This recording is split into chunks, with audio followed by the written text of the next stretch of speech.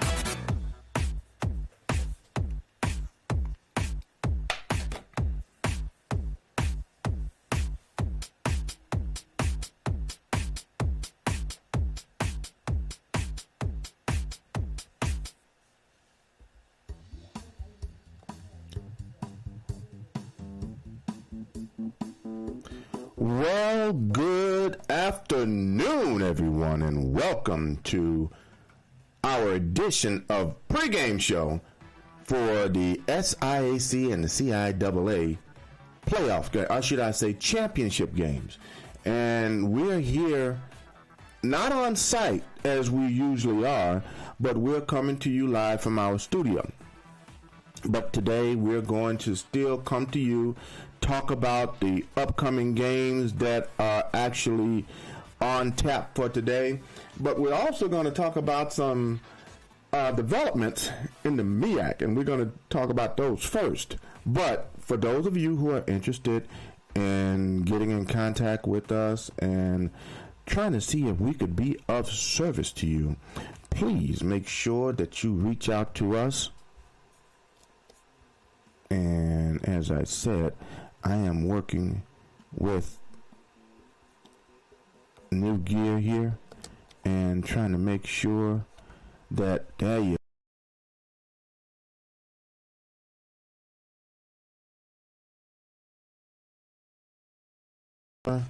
what I have for you is coming to you right. And guys, like I said, working with new gear. So please bear with me. But as you can see, if you're trying to get in contact with me, folks, quite sure you're watching me via my website or YouTube, Facebook, or some other means. But please, guys, make sure that you're able to reach out via my website at www.yourstreet.tv. That's www.yourstreet.tv. Or you can contact me via my website. Via my email at michaelj@jcconnect. That's michaelj@jcconnect.net. And if you need for us to cover you, provide any type of coverage for you, whether it's recording, whether it's live streaming, whatever you need to have covered, then this is a service that we can provide to you. And guys, just let me know what you need, and we can make sure we take care of it for you. And as I said, it's a pleasure to be here for another pregame show, because the CIAA and the SIAC will be playing today. And I can tell you guys, it's going to be a great game. Either way, whoever wins. And like I said, look, guys, I'm going to be watching. I don't know about you, but I'm going to be watching this game today. And if you're not, then I don't know what the heck you're going to be doing, but I am. And the games that are going to be played, the first game between the SIAC is going to be at 1 o'clock. The CIAA is going to be at 3.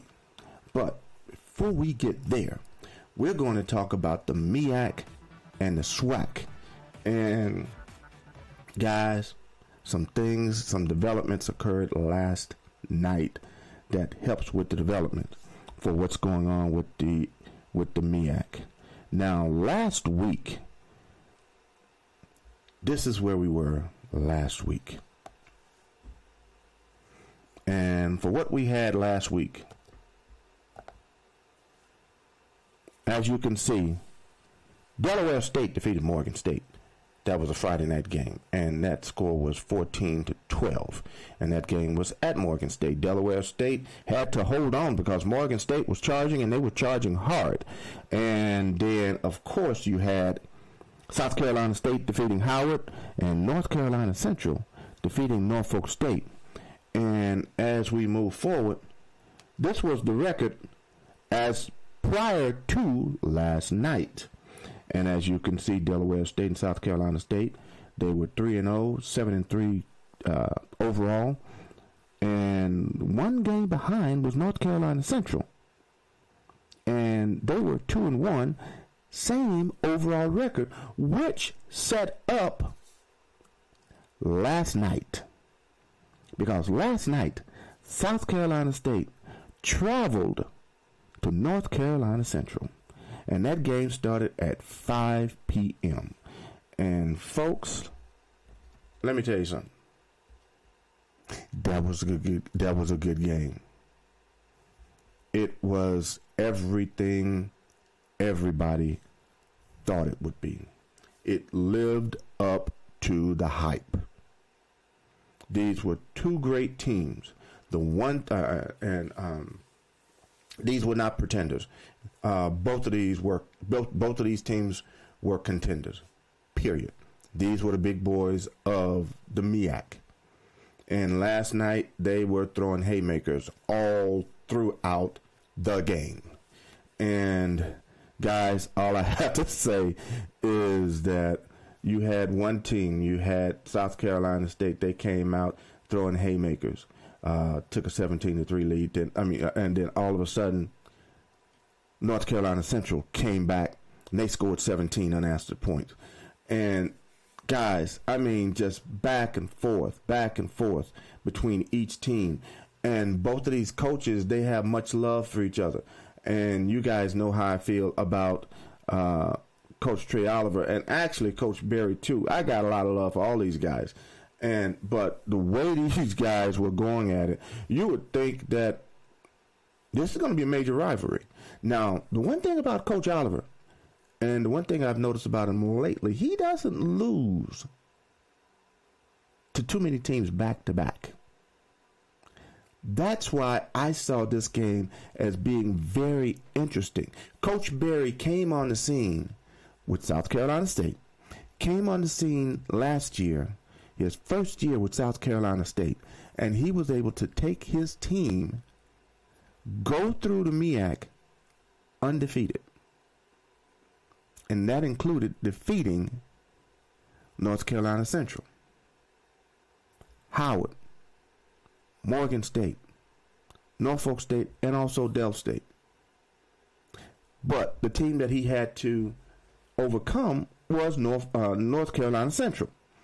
And Coach Trey Oliver traditionally has not lost 2 years in a row to a team, especially in conference. And so this game was very intriguing in terms of who was going to win and what was going to happen. And guys, all I have to say, if you missed that game, you have to find a way to see a rebroadcast of that game because it is worth it. So I know you're going to find out the score because I'm going to show it in a few seconds. But if there's a way for you to see the rebroadcast of the game between South Carolina State and North Carolina Central, the game that was played last night, it's worth it because the game was played November 14th. Today is the 15th. So if you can find that game, go ahead and do it. But without further ado, let me show you the score of this game. There it is. South Carolina State 34, North Carolina Central 27. And guys, it lived up to the hype. That's all I have to say. It lived up to the hype. If you had a chance to see it, if you didn't have a chance to see it, I'm so sorry for you because 34-27, back and forth. And with the minute left, oops, sorry about that, folks. And with the minute left, it was like, okay, can we make this happen? Can we make it happen being North Carolina Central? After South Carolina State eventually took the lead. And when they eventually took the lead, it was like, oh, wow, this is, let's see what can happen. But as time was running out, they weren't able to make it happen.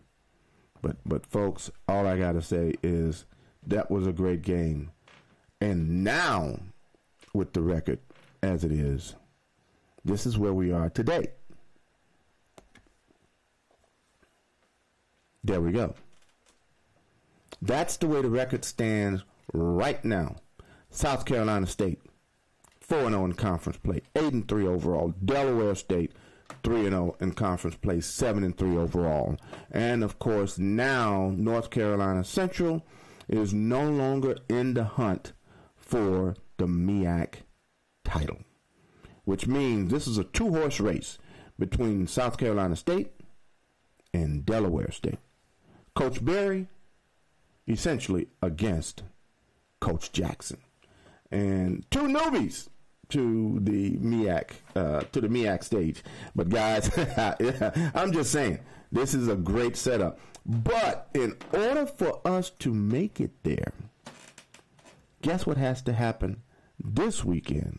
Because this weekend for football play is not over yet. Because what's going to have to happen now is we got to play out the string. And what's left is between the two games that are left. One game with huge significance. Because what can happen is that one of these teams can play spoiler. And let's see what happens today, because here you are. Howard travels to Delaware State, and that's a 1 p.m. game. And if Howard upsets Delaware State, and it would be an upset, if Howard upsets Delaware State in the game today, what will actually transpire is that now South Carolina State will be totally unequivocally in the driver's seat. And all they would need to do is just either way, whoever wins the game next week, if Delaware State ends up winning this game, it will set up undefeated against undefeated, last game of the season. What else can you ask for? Because now Delaware State has to show up, and everybody's expecting this. Coach Berry, South Carolina State, second year with South Carolina State. Coach Jackson with Delaware State, his first year with Delaware State. So could this be the second year in a row the first year coach of the MEAC makes it to the Celebration Bowl? We won't know, unfortunately, until next week.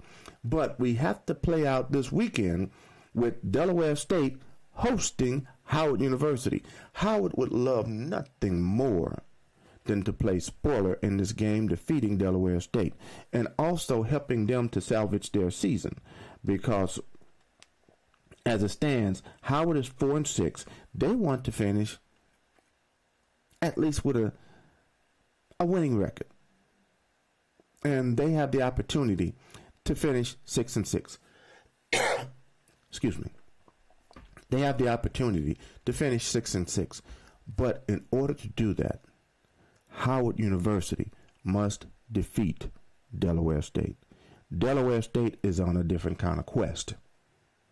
They're on a quest not only to win the MEAC, they're on a quest to win the MEAC and advance to the Cricket Wireless Celebration Bowl against the SWAC. Now, as far as South Carolina State is concerned, they have revenge on their mind. They want to go back to the Celebration Bowl and win, as they lost last year to the defending champs of Jackson State University. Now, speaking of the SWAC, and we're going to get to them right now, last week, this is what transpired with the SWAC. You had Florida A&M winning, trying to keep hope alive, but they're out of it. Alabama State, they're just right there, just throttling everyone in their path. Prairie View, they continue to win, staying on top of the West. Jackson State, as you can see, they're continuing to roll. Graham and Alcorn winners in the West. But Grambling, they're still trying to keep their hope alive, because if at any point in time Prairie View stumbles twice, but Prairie View has to lose 2 more times in order for Grambling, if Grambling continues to win, they have to Prairie View has to lose twice in order for Grambling to have a chance, as long as Grambling continues to win. And with what Grambling has in front of them, if they win their last 2 games, in the last game, and we're going to see the schedule, but we all know the last game is going to be in the Bayou Classic. And with that Bayou Classic game, guys, I'm just saying, Southern does not look good, but that would be Southern's playoff, Super Bowl, championship, however you look at it, they would have salvaged their season if they beat Grambling, because that's how that rivalry goes. The same with Alcorn and Jackson State. But let's take a look at the standings first. And as we take a look at the standings, you have Jackson State and Alabama State. Jackson State is hanging right there on top, and Alabama State is just saying, just make a mistake. Just make any mistake, and we will make sure we go to the championship game, the SWAC championship game, as well as the Celebration Bowl. Because, folks, I'm telling you, I don't see anybody stopping Alabama State. I'm sorry. Jackson State was able to stop Alabama State on the 1 yard line after they had scored to take the lead. And had it not been for that, Alabama State would have won. I still say Coach Rob, different play call, Alabama State would be undefeated in the conference. That's how strong they are. Body is out injured right now. I don't know if he's going to play this weekend, but I can tell you one thing. Alabama State is still rolling, and I just don't see anyone defeating them. But going back to the game, going back to the schedule, as you can see, as I said, Jackson State's on top. Alabama State is right there. Same conference record, same overall record. Prairie View, 1 game ahead of Grambling at 5-1 and 4-2, but they're tied with the same record and with the same overall record. And as we go to games that are to be played today, here you are. And the big game, one of the big games today, is that Bethune-Cookman travels to Jackson State. If Jackson State is to maintain its lead in the East, they must defeat Bethune-Cookman. Bethune-Cookman is a challenge because they have always played Jackson State very tough. And even though this game is in Jackson State, this is not a given. And as you can see, this game is going to be played at 12 noon Central Standard Time, 1 p.m. Eastern Standard Time. Alabama State will travel to Mississippi Valley State. Even though Jackson State had an essentially easy time with Alabama State, with Mississippi Valley State, Valley is still no pushover. So Alabama State must be on their P's and Q's. So those are the 2 games for me, as far as I'm concerned, to watch. Grambling should not have any issues playing Alcorn today. Alcorn, even though they won last week, I just don't see Alcorn putting up any kind of challenge to Grambling.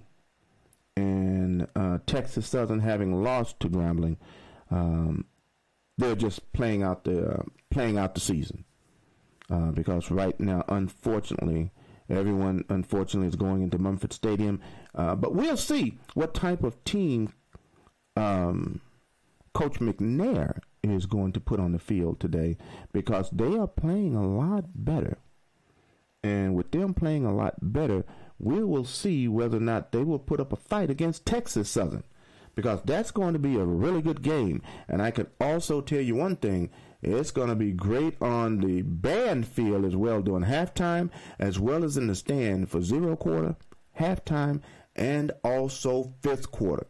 That's one thing you got to love about all HBCU events, is that you will always have a great halftime show as well as a great stand band competition.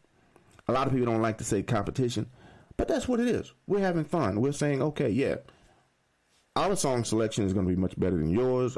Your song selection is not going to be good as ours, and vice versa. But when you're playing, everybody's there, and sometimes, depending on the song, the fans will literally get into the game, into the song, and just start singing with the band as it goes, and that lets you know that the band has the fans, whether it's the visiting band or whether it's the home band. And that's just a great show. But we're just going to watch, and we're going to make sure that we support all of these games, because I'm going to have about 2 or 3 televisions going today. I can let you know that, because more than anything else, I will be watching the Jackson State game, because I have, of course, as I said, being a graduate of J-State, but not only that, but seeing what happens in that game. Also watching what I'm getting ready to go to now is the CIAA and the SIAC championship games. Now, even though the CIAA is going to be playing later on, they're playing at 3 p.m. Eastern Standard Time, but as I always do, I'm going to start with the CIAA. And in the beginning, kind of sort of in a way, but for Media Day, let's take a look at the predicted order of finish for the CIAA. And as you can see, the predicted order of finish is essentially very doggone close. But for number 1 and number 2, spot on. Virginia Union, number 1. Johnson C. Smith, number 2. And guess what we have today? Virginia Union, number 1, and Johnson C. Smith, number 2.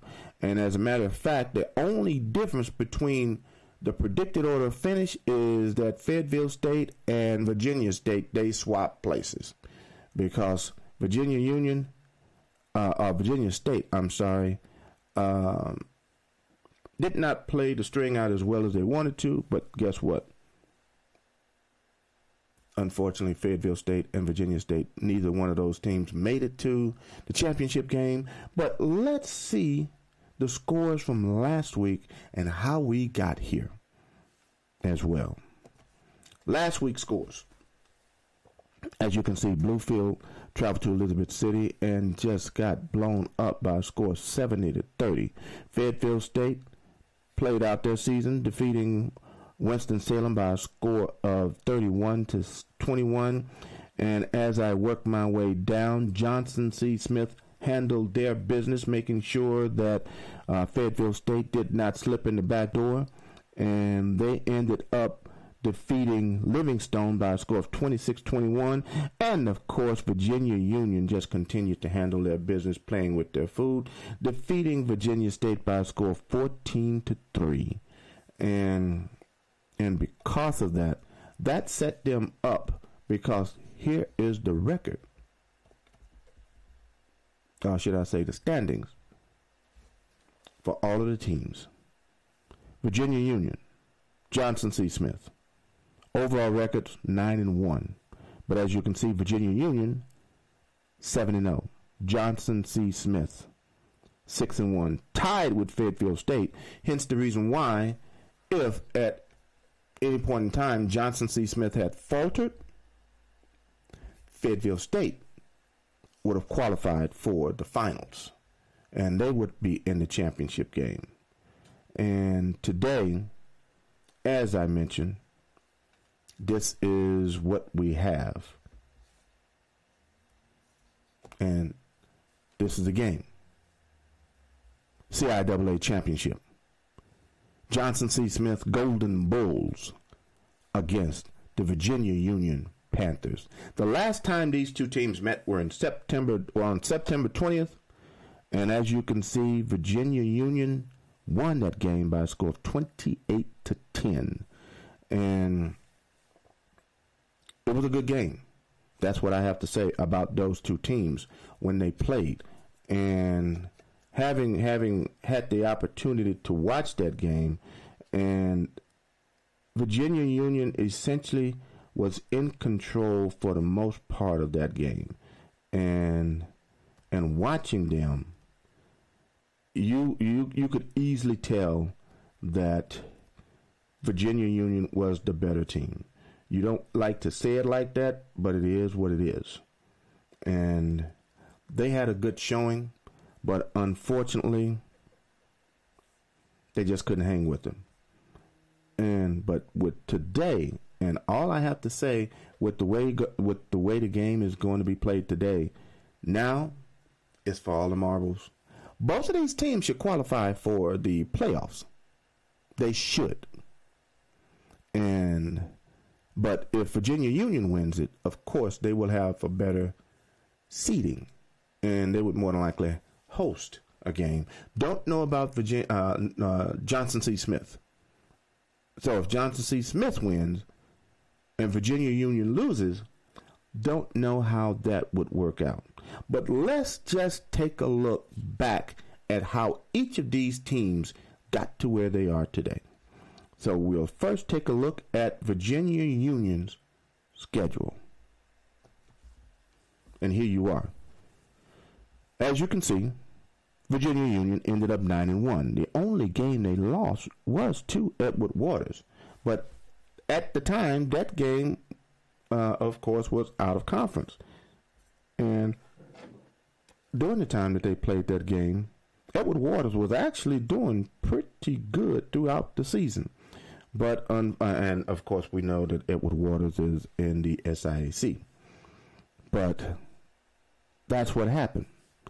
And Johnson C. Smith was the next game. And even though it's not listed as a conference game, it was considered a conference game.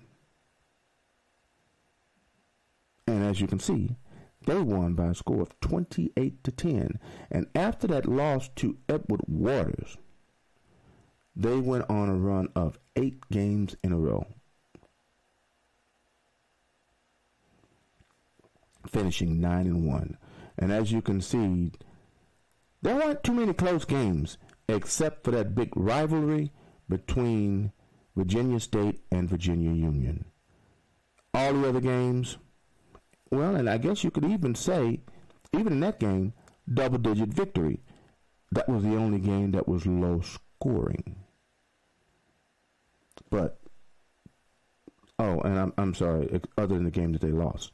But for the most part, as you can see, there you are. No game was close. They went in and they handled their business. Now, how did Johnson C. Smith get here? Let's take a look there. And as you can see with Johnson C. Smith, they only lost one game. And of course, as you can see, that one game was to Virginia Union, 28-10. And all of their games were not close either, except for Fayetteville State and Livingstone. Fayetteville State, they were playing to win. And as a matter of fact, in that particular game, as you saw, the score was 17-14. Fayetteville State was behind in that game, and all of a sudden they started coming back, and they made the game close. And at one point in time, you almost thought that Fayetteville State was going to come back and win that game, because that game was in Fayetteville, North Carolina, and Johnson C. Smith was holding on for dear life. And just to let you know, that was another great game I had a chance to watch, and they held on and they handled their business, being Johnson C. Smith. Because with Coach Flowers, look, Coach Flowers built this team. And with the one thing I can say about what Coach Flowers has done is that he made sure more than anything else, he got his players ready to play. He has been slowly building that team. Last year, they were one game out of the championship game. This year, they're in it. So now the question is, since you're here, now what? We will find out at 3 p.m. Eastern Standard Time, because I can tell you right now, with this meeting here,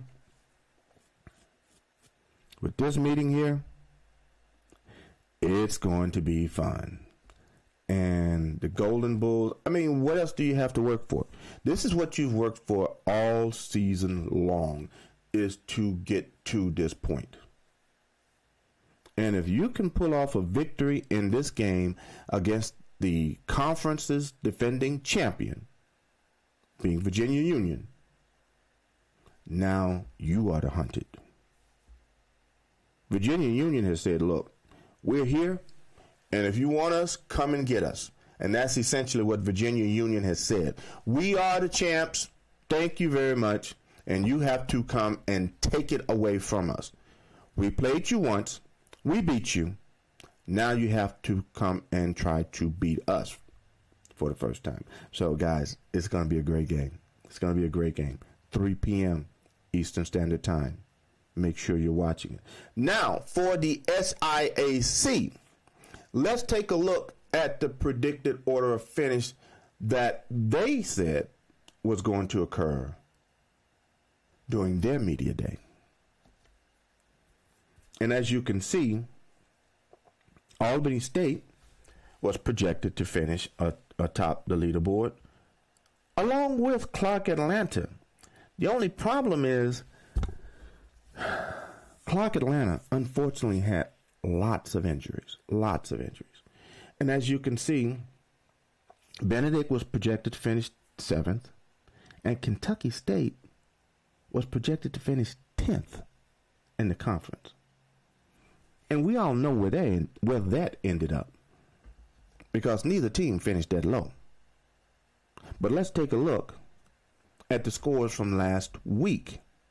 And the scores from last week were here.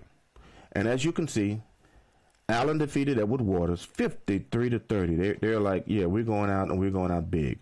Albany State decided, you know what, we're not going to play with our food. We're going to make sure we handle our business.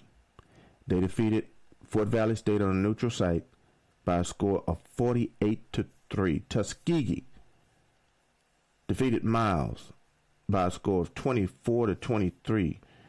And then Kentucky State handled their business, because they said if Benedict makes a mistake and they lose, then we will be slotted into that championship game. But as you can see, Benedict took care of business, defeating Savannah State in 2 overtimes, 16-13. And Clark Atlanta, just being decimated by injuries and their defense not being able to hold up against other teams, defeated Morehouse by a score of 48-45. And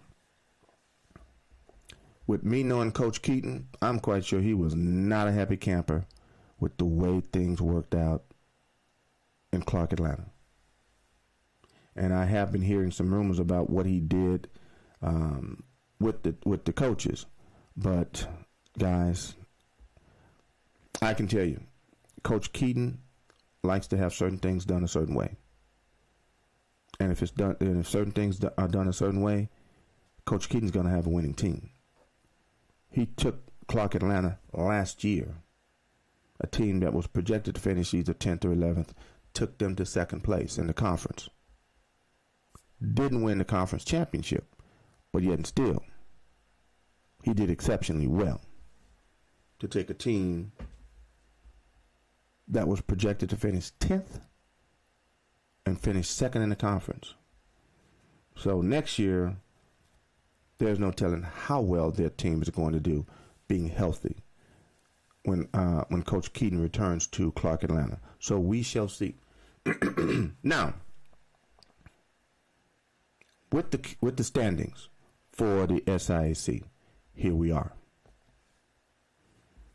Albany State 8-0. Benedict tied with Kentucky State 7-1.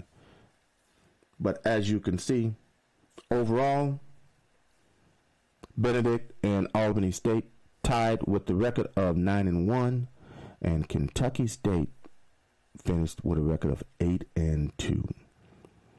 If they had played head-to-head, personally, I think Kentucky State probably would have taken them out. But that's just me. I think they would have taken them out. And because of that, this set up the championship game between these two teams. Benedict College traveling to Albany State University. And as I said in that last meeting that was on October the 25th, and Albany State won by a score of 31-3.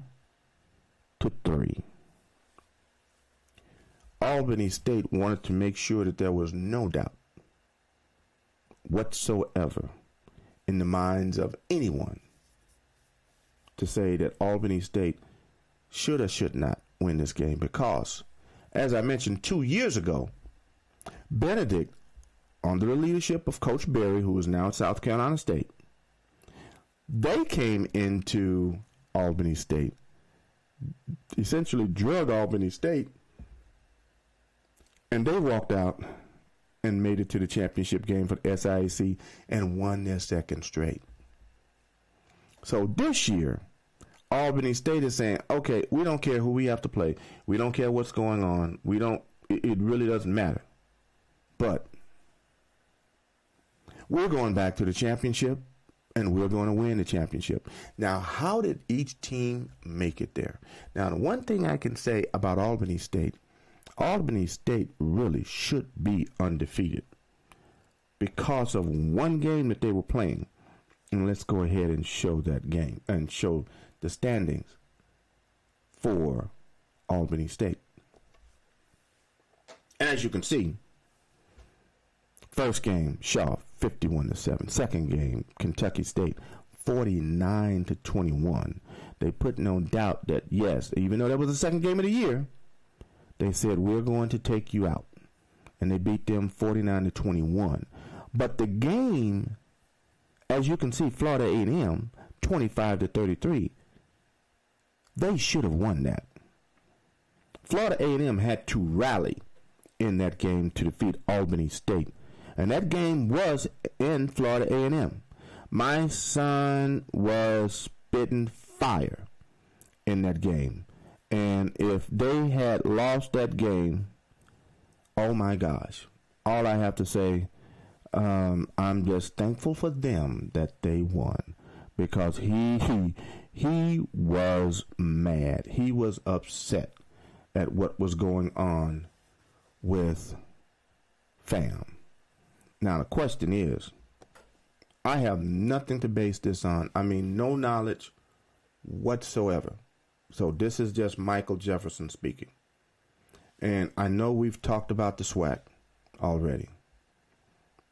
But with this game, with that Florida A&M game against Albany State, my question is this. Is Coach Colsey, is his job in jeopardy at Florida A&M? You saw what happened to Coach Graves at Southern University. They didn't even make it through the rest of the season because you saw that the players had essentially given up on Coach Graves. That was some of the games where you just shook your head, because me being a SWAC person, me being a Jackson State graduate, always seeing what Southern University puts on the football field. And when you see any SWAC team just give up, that was hard to see. When Prairie View was going through all of their trials and tribulations of not winning a game, you never saw the players give up. Mississippi Valley State, when they were going through eras where they were not doing so well, you never saw players or the team just give up. But Southern, you saw those players give up on some of the things in the way they were going through the motions of the game. So with Florida A&M, and like I said, I have nothing. This is just conjecture by Michael Jefferson. I have no information from anyone, but I know if some of the alums had their way, unfortunately, Coach Colsey would be gone, because they're not playing Florida A&M ball.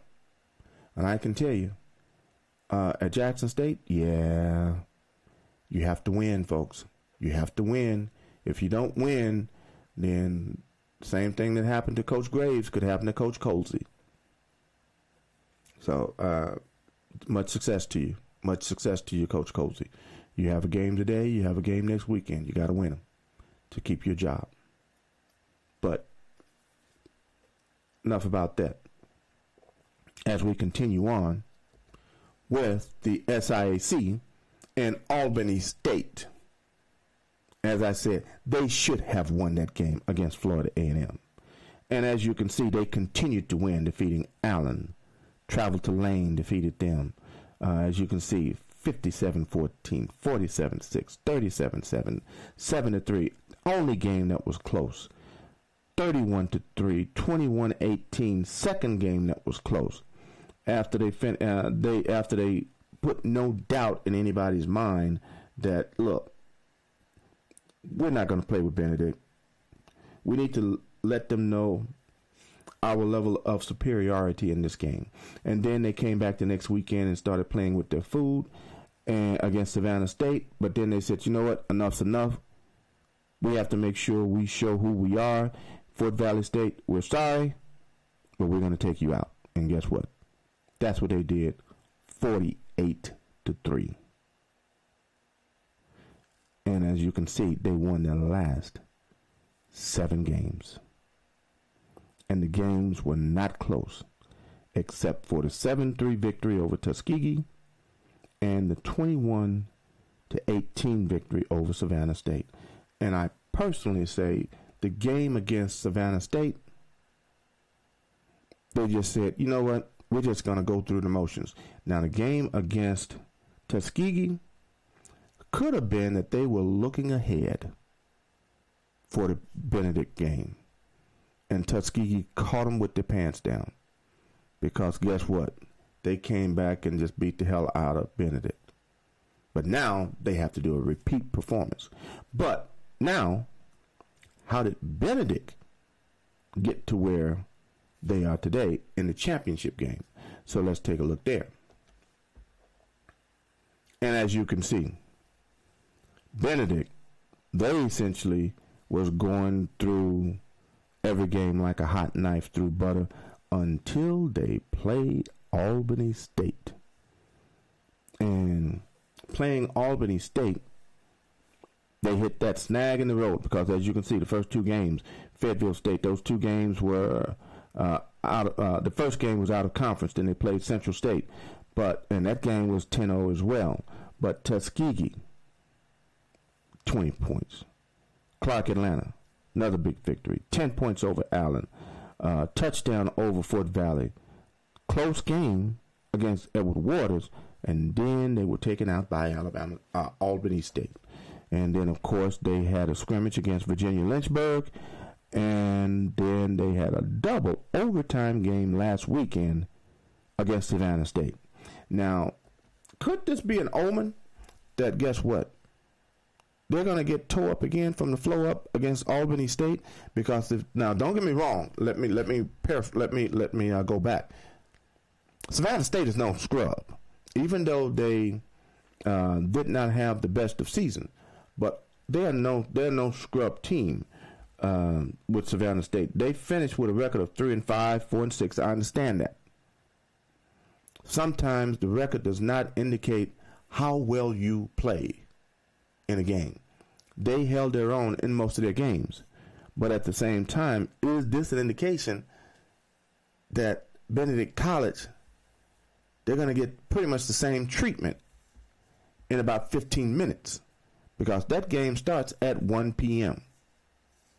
And I'm getting ready to end my show because I want to make sure that I'm in front of my television to watch this game as well as the Jackson State game, because there are some huge implications in what's going to happen. Because guess what? Later on today at 1 p.m., I have to have another television. So in 15 minutes, and I had to go back and check what time the Delaware State Howard game was going to be played. That game is also at 1 o'clock in 15 minutes. And is it 15 minutes or 14 minutes? Yes, in 15 minutes. That game is going to be played as well, because if Delaware State defeats Howard University, that sets up undefeated against undefeated. Delaware State hosting South Carolina State. Now, South Carolina State ain't got nothing to fear. Why? Because they win in North Carolina Central. and took it from North Carolina Central, which means they're going to have to do the exact same thing next weekend, regardless whether or not Delaware State wins or they lose. But today, the stage is set for the championship game, should I say the championship games for the CIAA between Virginia Union and Johnson C. Smith, which will be played at 3 p.m., and also for the SIAC between Albany State and Benedict College. Whoever you're rooting for, guys, don't know who you're rooting for, but whoever you're rooting for, make sure you go and watch the games, because guess what? I'm getting ready to shut down my show. I'm getting ready to make sure I go and watch these games. You saw how each of these teams got here, got to the championship game for each of their conferences. And next week, we're going to talk about where these teams are going for the SIAC and also for the CIAA. And then this is going to be the final week. Next week on the 22nd, this is going to be the final week for the MEAC and the SWAC as they prepare for, or should I say as the SWAC prepares for the conference championship. And there will be a week in there because you have to have the Bayou Classic. Then after that, you will have the conference championship for the SWAC. And then on the 13th of December is the Cricket Wireless Celebration Bowl. So guys, make sure you go out, watch the football games today. This is going to be an exciting weekend of football.